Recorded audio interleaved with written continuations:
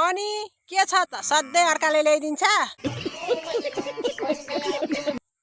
आफै आउनुपर्छ माघ फागुन आफ्ना गाई गोरु बान्न फुकाउन सार्न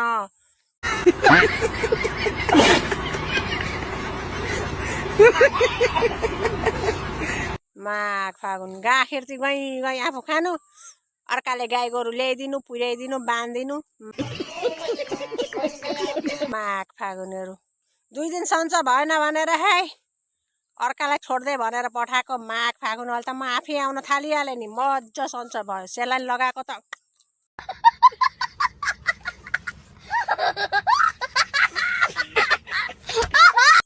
टट्का जिउ माघ फागुनहरू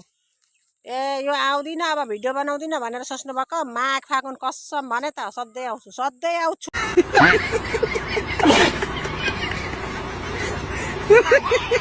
माघ फागुन भनिदिएको छ नि